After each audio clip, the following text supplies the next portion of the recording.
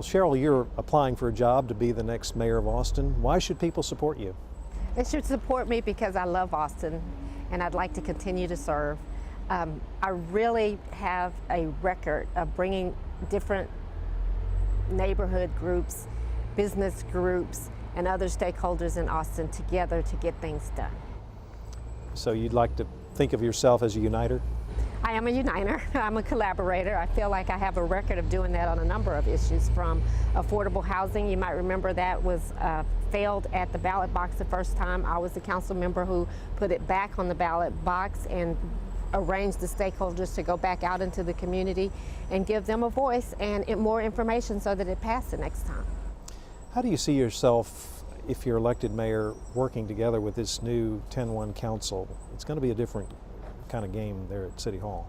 I think it's going to be very important that the new mayor works with the new 10-1 council to actually bring them together to focus not only on their district, but also the other issues that face the city. After all, we have an electric utility, we have our own airport, we have the budget to prepare for the entire city, and those are going to be things that the mayor is going to have to take a leadership role. What do you believe is your biggest accomplishment on the council? I think one of my biggest accomplishments of where we're standing right now, the revitalization of Waller Creek, actually making downtown green space with several urban parks to actually help make it family friendly for all of Austin to enjoy. And we also are taking it out of the floodplain, so that makes it an infrastructure project. It's taking 10% of downtown out of the floodplain. There are a lot of people who live on the outskirts of Austin in the city limits that feel that the current council isn't really representing them, and you're a member of that council. How do you respond to those complaints? I think that the current council, myself included, has done a good job of trying to represent the entire city. After all, we are elected at large, and regardless of where you live in the city, you have the same voting block or power. And so I think that the issues facing the city, like affordability and transportation and water, are citywide issues that the entire community is concerned about, and we have taken leadership roles in addressing. You mentioned affordability, and a lot of people are complaining about sky-high property taxes. What is your plan to deal with that? I think that property taxes are an issue. It's made up of both the property tax rate and the appraisals.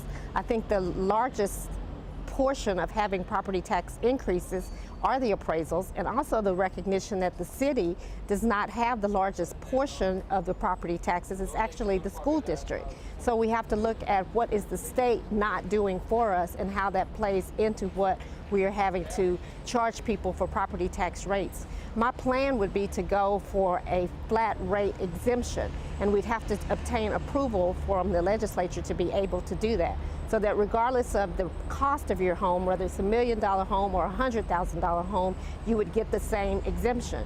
And we actually passed an item this year to actually do that for $5,000. Do you think there are any areas of the city budget that can be cut? Oh, there are always areas of the city budget that need refining and need to be cut, and that happens during the budget process. I don't think that there's anything specific that I can point to at this time, but we have to curtail that budget every year. You're a supporter of the rail bond, but the opponents say that it's going to cost too much and do too little. Why are you supporting it? Yes, I am supporting the rail bond. I think that it's important that we give voters an option of a comprehensive transportation solution. It includes roads, it includes rail. We also have provisions already existing for bicycle and pedestrian traffic. We have to be able to go to the federal government and show that we have actually put some skin in the game, if you will. And there's $600 million for us to do that, and the federal government will actually potentially match that amount for us to retain that money for our transportation needs. Are there any changes at Capital Metro that you would like to be seen done? I think it's important that the city work with Capital Metro and look at Capital Metro, our transit companies and our taxis and everyone to help with the traffic solutions. I think Capital Metro has come a long way in their finances, and that is important, but I think there's even more that they could do. You are a big supporter of alternative energies. Some people say that's costing them too much when they pay their electric bill. How do you respond?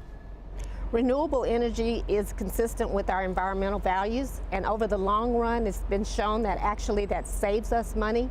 We are a #1 city in the quality of life, and one of those primary reasons for that is because we have adhered to our environmental values.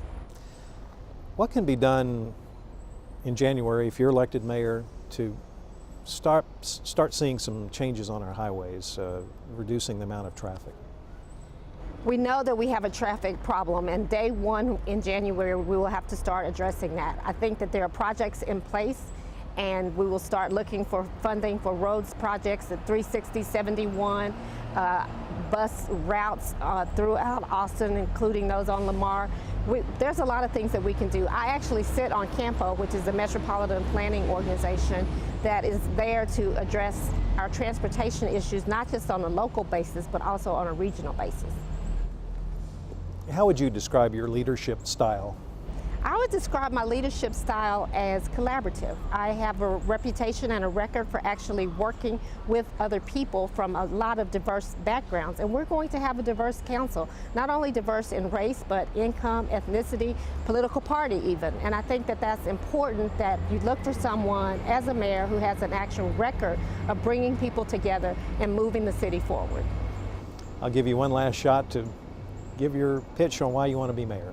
I would like to be mayor of Austin because it is a great city, and I've enjoyed serving the city, and I think that I can continue to move the city forward in a positive manner with the new council. Cheryl Cole, thanks for speaking with us. Appreciate it. Thank you. Thank you.